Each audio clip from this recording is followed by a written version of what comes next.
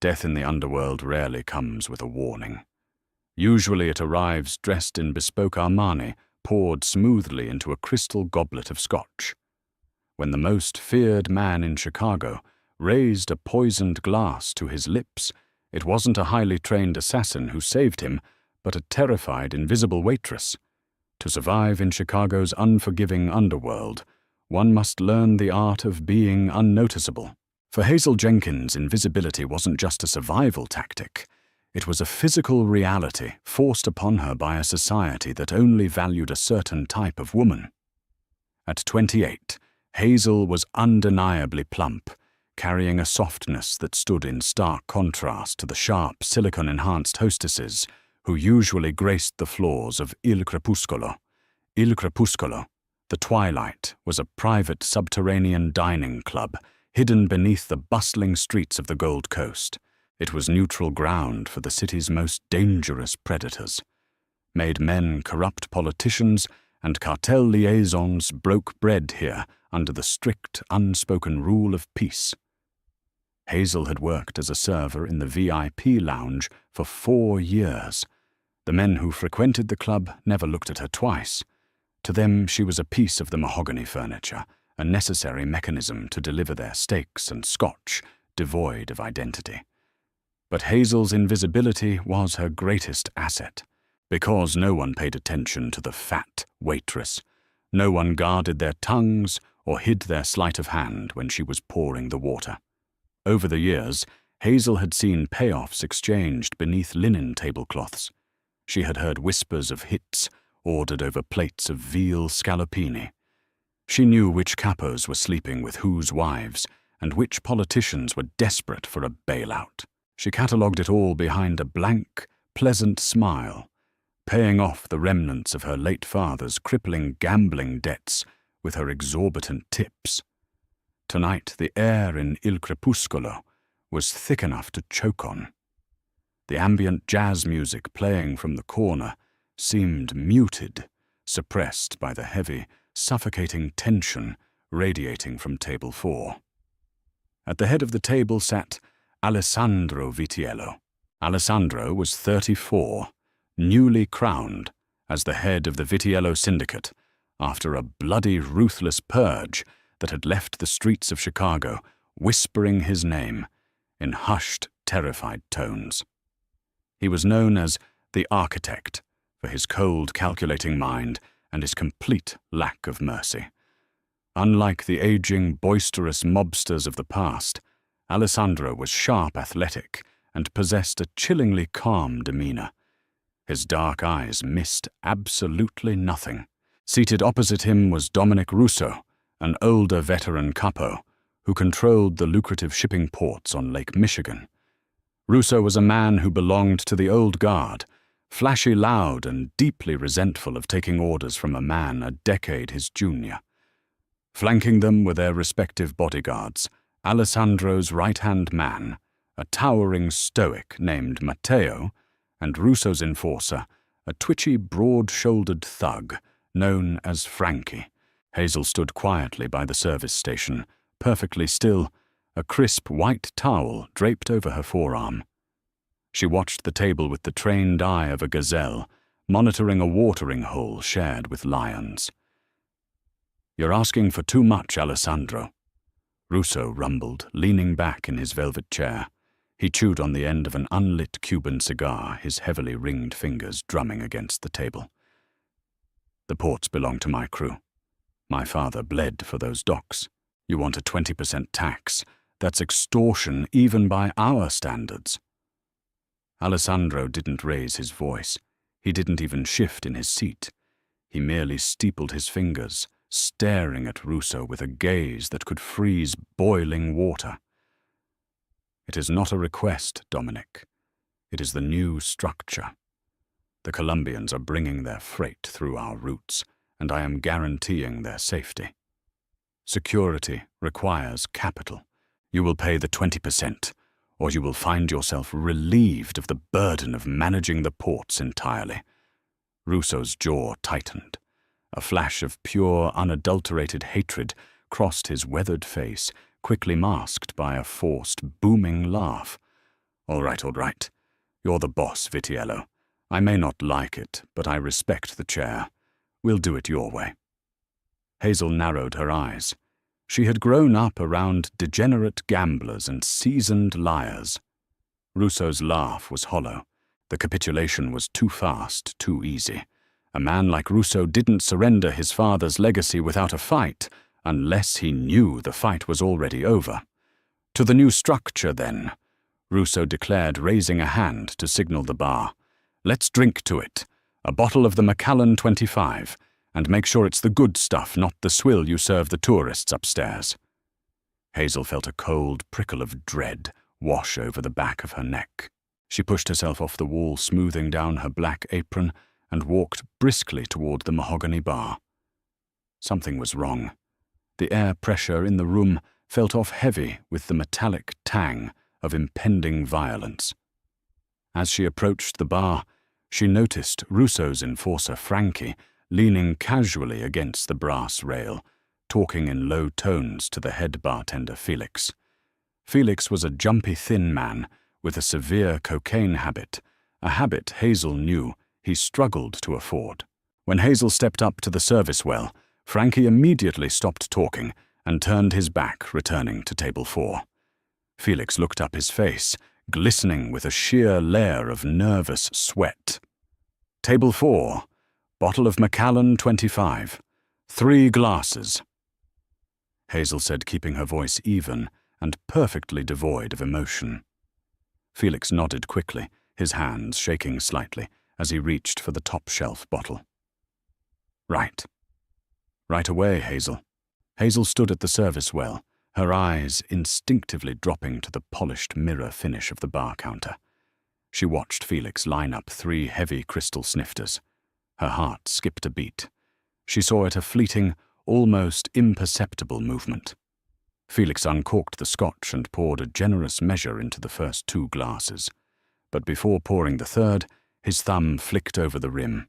A tiny, translucent droplet of clear liquid fell from a concealed vial in his palm, dissolving instantly into the amber pool of the scotch. It was so fast, so practiced that anyone else would have missed it. But Hazel wasn't anyone else. She was the invisible wallflower, and she saw everything. Hazel's blood ran ice-cold in her veins. Poison. It had to be. A bullet in Il Crepuscolo would start a mob war that would burn Chicago to the ground, bringing down the wrath of the Commission and the FBI simultaneously. But a sudden heart attack, a tragic, unforeseen medical emergency, striking the young high-stress boss of the Vitiello family, that was clean. That was deniable. Russo would inherit the throne by morning. Felix placed the glasses onto Hazel's silver serving tray. He meticulously adjusted the placement. The tainted glass was positioned at the front right, exactly where Hazel would instinctively reach first when serving the head of the table. "Take it," Felix muttered, avoiding her eyes. He wiped his brow with a bar towel. "Don't keep them waiting." Hazel's mind raced as she gripped the edges of the silver tray. The metal felt as heavy as an anvil. The #1 rule of surviving in her world pounded in her ears like a war drum. See nothing. Hear nothing. Say nothing. If she spoke up and accused Russo, Frankie would likely pull a gun and shoot her in the face before the words fully left her mouth. If she accused Felix, it would be her word against a veteran bartender, and Russo would just deny it, marking her for death the moment she clocked out. She was just a fat, unremarkable waitress. Who would believe her? Who would protect her? But as she turned to walk toward table 4, her eyes met Alessandro Vitiello's across the dimly lit room. He was perfectly composed, yet utterly isolated. A young man carrying the weight of an empire, surrounded by vipers, eager to strip the flesh from his bones. Hazel remembered a night 2 years ago when a drunk, handsy associate had cornered her in the coat room. Alessandro, who had merely been a capo at the time, had walked by. He hadn't raised his voice. He had simply looked at the man and softly said, "She is working. Leave her." It was the only time in her life a man of power had seen her as a human being worthy of basic dignity. She couldn't let him die. The walk from the bar to the table took 15 seconds, but to Hazel it felt like a march to the electric chair. Her brain worked in overdrive, calculating physics angles and human psychology. The silent switch. She reached table 4. The men fell silent, the heavy air thick with anticipation. Russo was practically vibrating with poorly concealed excitement, his eyes fixed on the tray. Matteo Alessandro's stoic bodyguard took a half-step forward to inspect the drink's standard protocol. "Gentlemen," Hazel murmured softly, her voice barely above a whisper. "According to mob etiquette, the boss of the highest rank is served first. Alessandro." She stepped to his right side. Her trembling hand reached for the tainted glass at the front right of the tray. Now or never. As her fingers brushed the crystal, Hazel intentionally shifted her weight off balance. She let her hip collide heavily with the thick wooden armrest of Russo's chair. "Oh, excuse me, sir," she gasped, feigning a clumsy, mortified fumble. The sudden jolt tipped the heavy silver tray just enough. Russo flinched, leaning back to avoid any spillage, his eyes darting away in annoyance. "Watch it, sweetheart," he snapped. In that singular fraction of a second, while Russo's eyes were averted and Matteo stepped forward to steady the table, Hazel's hands moved with the terrifying speed of a seasoned card sharp. She didn't drop the tray. Instead, she used the momentum of the stumble to rotate it smoothly. Her left hand slid the clean glass from the back of the tray forward, seamlessly dropping it in front of Alessandro. In the same breath, her right hand deposited the poisoned glass directly onto the coaster in front of Dominic Russo. It was a beautiful, terrifying ballet of sleight of hand. She quickly placed the third glass in front of Matteo and stepped back, bowing her head in a perfect portrait of a humiliated, clumsy servant. "My deepest apologies, Mr. Russo. I lost my footing." "Just get out of here," Russo growled, waving her away dismissively. He hadn't seen a thing. He was too arrogant, too focused on the prize. But someone else had. Hazel backed away into the shadows of the velvet curtains, her heart hammering against her ribs like a trapped bird. She looked up and froze. Alessandro Vitiello was staring directly at her. He hadn't touched his glass. He sat perfectly motionless, his dark eyes locked onto Hazel's pale, sweat-sheened face. Alessandro was a man who survived by reading the microscopic details of a room. He had seen the reflection of Felix wiping his sweaty brow in the bar mirror. He had noticed Russo's unnatural eagerness for a toast, and most importantly, he had watched his waitress. He had seen the terror in Hazel's eyes as she approached. He had seen the calculated, deliberate bump of her hip against the chair. He had tracked the impossible fluid blur of her hands as she swapped the drinks. She switched the glass. The realization hit Alessandro like a physical blow, though his face remained a mask of marble. This invisible, unassuming woman had just risked her life to alter the board of a deadly game. "Well," Russo said, lifting the heavy crystal snifter, completely ignorant of the loaded gun he was pressing to his own lips. "To the new structure, Alessandro. May it bring us all exactly what we deserve." Alessandro slowly, deliberately picked up his own glass. He never broke eye contact with Hazel, who was standing frozen against the wall, her breath hitched in her throat. "Exactly what we deserve, Dominic," Alessandro murmured. The timbre of his voice was dark, resonant, and laced with a terrifying finality. They drank. Hazel clamped a hand over her mouth, retreating another step into the darkness. Russo slammed his glass back onto the table, smacking his lips with a satisfied grin. Now about the union bosses." He didn't finish the sentence. Russo's eyes suddenly went wide, bulging against their sockets. The color drained from his face, replaced by an alarming, sickly pallor. He grabbed his own throat, a wet, choking gasp ripping from his lungs. "Boss!" Frankie the Enforcer stepped forward, his hand dropping toward the holster beneath his jacket. Russo tried to stand, knocking his heavy oak chair backward onto the floor with a deafening crash. He convulsed his hands, clawing at his chest as the synthetic neurotoxin designed to mimic a massive myocardial infarction tore through his nervous system. Foam bubbled at the corners of his mouth. He collapsed onto the Persian rug, his body thrashing violently against the floorboards. Chaos erupted in the private dining room. Frankie drew his weapon, screaming for help. Patrons at other tables leapt to their feet, tables overturning, glass shattering. Through the absolute pandemonium, Matteo drew his custom, 1911, leveling it directly at Frankie's chest. "Drop it!"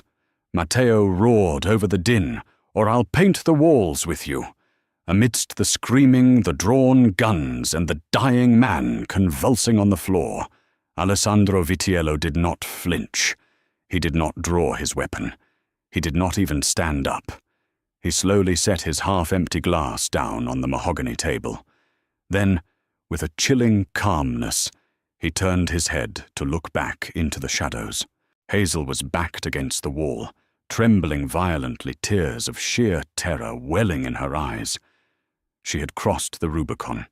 She had murdered a mafia capo to save a boss. There was no going back to her quiet, invisible life.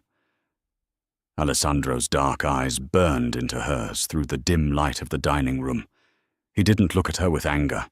He looked at her with profound, absolute clarity. He gave her a single, almost imperceptible nod. "I know what you did."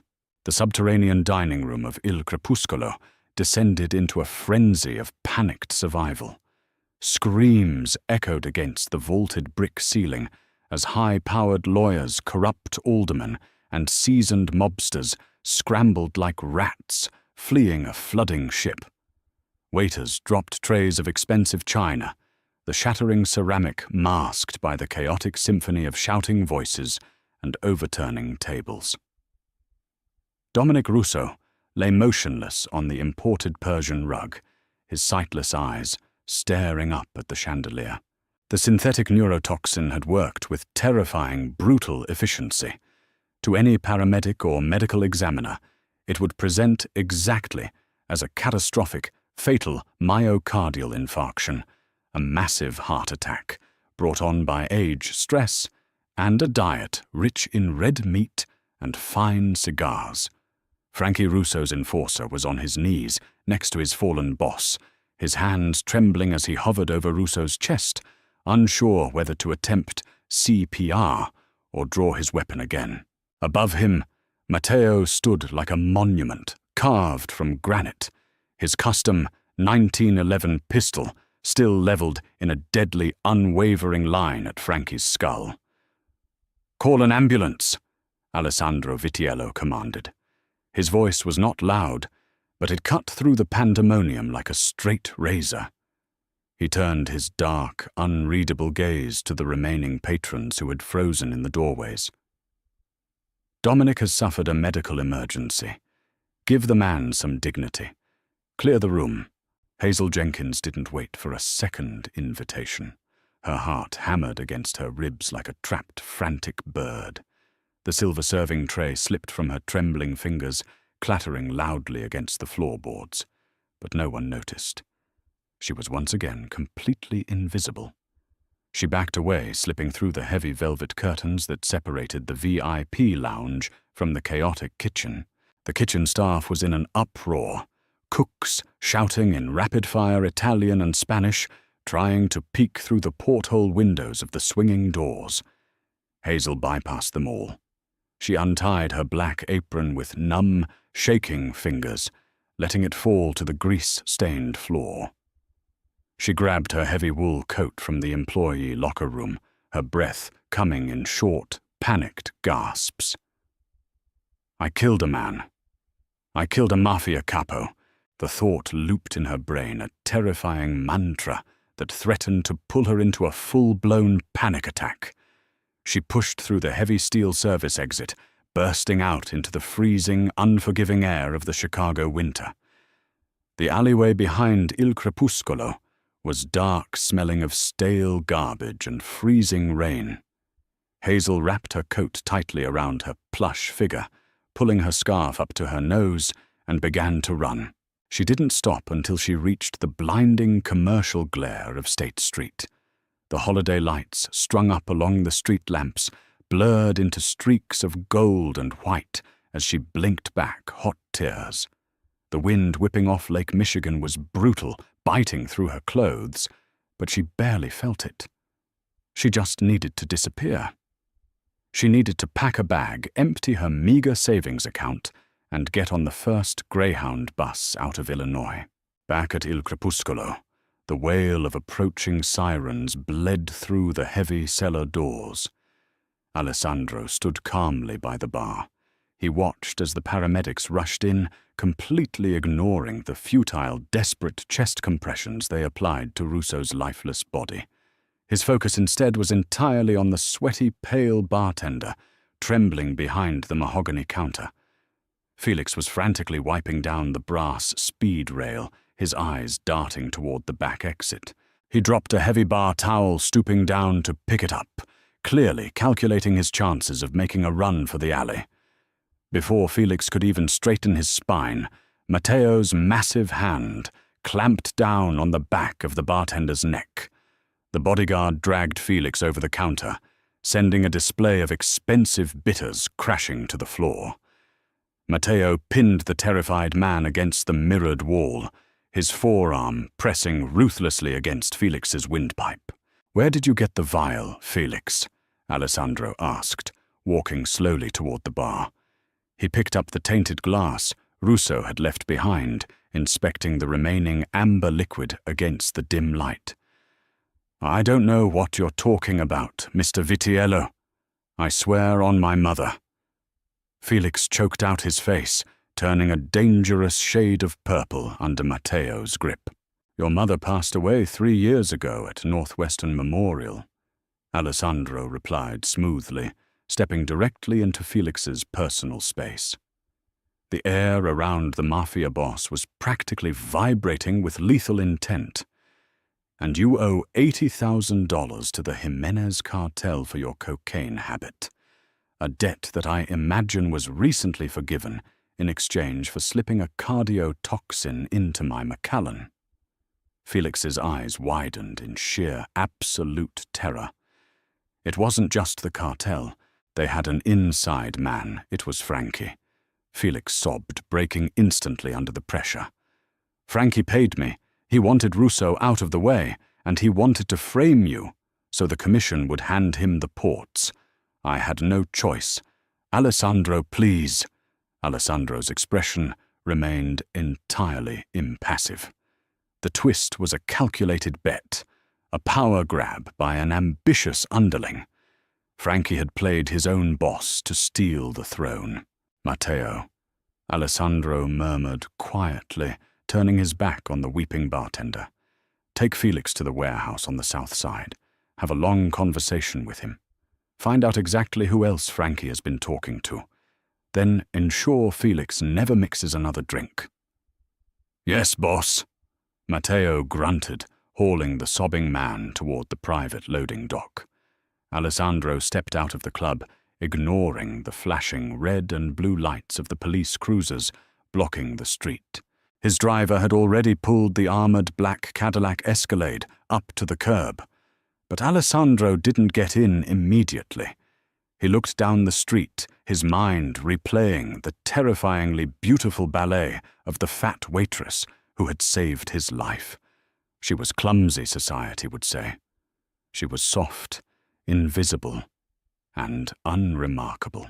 Yet in a room full of hardened killers, she was the only one who possessed the situational awareness of a master tactician and the raw, unadulterated courage of a soldier. He pulled his phone from his tailored overcoat. "Find the waitress," he ordered his security team. "Hazel Jenkins. Track her. Do not let her out of your sight. Bring her to the St. Regis."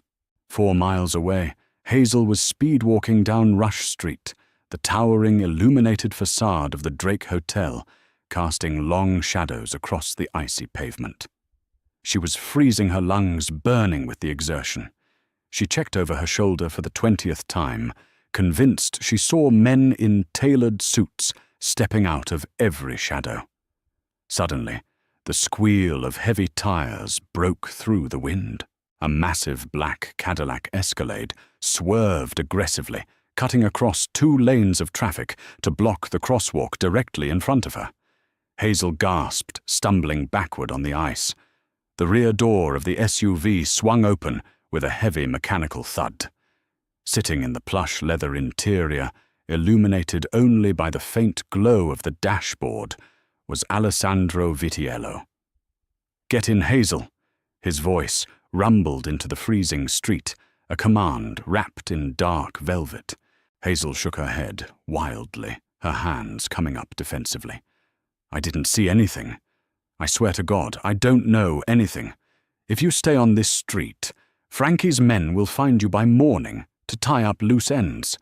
The cartel will hunt you because you ruined their investment. You are a dead woman walking—" Alessandro stated, his eyes locking onto hers with hypnotic intensity. He extended a large, impeccably manicured hand toward her. "Get in the car. I protect what belongs to me." Hazel stared at his outstretched hand. She had spent her entire life hiding, shrinking herself down to survive in a world that despised her. Now the most dangerous man in Chicago was offering her a lifeline. Trembling, she reached out, placing her cold, shaking fingers into his warm palm. He pulled her into the darkness of the Cadillac, and the heavy door slammed shut, sealing her fate. The penthouse suite of the Saint. Regis Chicago was a sprawling fortress of glass steel and imported Italian marble, suspended 80 stories above the glittering frozen expanse of Lake Michigan. Hazel stood entirely still in the center of the massive living room, feeling like a muddy stray dog that had accidentally wandered into an art museum. Alessandro had stripped off his overcoat and suit jacket, leaving him in a crisp, charcoal dress shirt, with the sleeves rolled up, revealing forearms corded with lean muscle, and a faint lattice of old, faded scars. He poured 2 glasses of sparkling water at a wet bar, handing one to Hazel. "Drink," he instructed gently, though the authority in his tone remained. "You are in shock." Hazel took the glass, her hands shaking so violently that the ice clinked loudly against the crystal. She took a sip, the cold water grounding her slightly. "Are you going to kill me?" she whispered, her voice cracking under the immense strain. Alessandro paused. He looked at her, not with the predatory gaze of a mobster, but with genuine, profound curiosity. "Kill you, Hazel, you saved my life tonight. Why would I execute my savior?" "Because I'm a liability." She blurted out, the brutal, honest truth of the underworld spilling from her lips. "I'm a witness. I know you know that Frankie poisoned the drink. I know Russo was murdered. In your world, people like me don't get to live just because we did a good deed. We get buried in the foundations of new casinos." A slow, devastatingly handsome smirk played at the corner of Alessandro's mouth. "You are incredibly observant. You hide behind your apron and your silence, but you see everything, don't you?" He stepped closer, invading her personal space. Hazel's breath hitched. She instinctively tried to step back, painfully aware of her size, her messy hair, and the cheap, unflattering fabric of her clothes in comparison to his terrifying elegance. But Alessandro reached out his hand, gently but firmly gripping her hip, stopping her retreat. "Why did you do it?" he asked, his voice dropping an octave, becoming incredibly soft, almost intimate. You could have walked away. You could have let me drink the poison, and Russo would have left $100 tip on my corpse. Why risk your life for a monster like me? Hazel looked up into his dark eyes, finding no judgment there, only a fierce, burning intelligence that saw right through her defenses. 2 years ago, Hazel whispered, her cheeks flushing a deep, embarrassed crimson. In the coat room, a guy named Sal he cornered me. He put his hands on me. No one cared. They were all laughing. But you walked by. You told him to leave me alone. You looked at me like I was a human being. Alessandro stared at her, genuinely taken aback. He remembered the incident faintly, a minor correction of an associate lacking discipline. To him it was basic respect. To her it had been a monumental act of mercy. You risked a bullet to the head for a moment of basic decency. Alessandro murmured, his thumb lightly tracing the curve of her waist through her wool coat. He didn't pull away from her softness. He anchored himself to it. "I pay my debts, Mr. Vitiello," she said softly, lifting her chin with a sudden defiant pride. "Alessandro." He corrected his gaze, dropping briefly to her lips before meeting her eyes again. "And you owe me nothing. In fact, the scales are heavily tipped in your favor." Felix confessed. He was bought by Frankie, who used cartel money. Tomorrow the Vitiello family goes to war to purge the traitors. It will be bloody, and Chicago will burn. Hazel shuddered, the reality of the violence sinking in. "What happens to me?" "You stay here." Alessandro commanded, his grip on her hip tightening possessively. "You will be guarded by my best men. But when the dust settles, you are not going back to Il Crepuscolo." Hazel felt a lump form in her throat. "I need a job. I have rent." "You misunderstand," Alessandro interrupted, taking a half-step closer. The heat radiating from his body was intoxicating. "You have survived by being invisible, Hazel, by letting the world overlook you. But I see you. I see a woman with a sharper mind than half my capos, and more bravery than my entire security detail." He reached up his fingers, gently brushing a stray lock of hair behind her ear. The touch sent a violent shiver down her spine. "When this war is over," Alessandro vowed, his voice a low, rough whisper against her skin, "you will not carry trays. You will sit at my table. You will be protected, respected, and feared. You saved the architect, Hazel. Now I am going to build a fortress around you." Hazel stared at the most feared man in Chicago, realizing with a terrifying thrill that her life as an invisible wallflower was dead and buried. In its place, something far more dangerous and incredibly alluring had just been born. She was no longer just the fat waitress. She was the queen the underworld didn't see coming. Did this pulse-pounding mafia romance leave you breathless? The underworld is full of dangerous secrets, and Hazel's journey from an invisible waitress to the formidable queen of the Chicago syndicate is just beginning. If you want to see more thrilling, real-life inspired stories filled with shocking twists, dangerous romance, and intense drama, smash that like button. Share this video with your fellow romance addicts, and don't forget to subscribe and hit the notification bell so you never miss a chapter.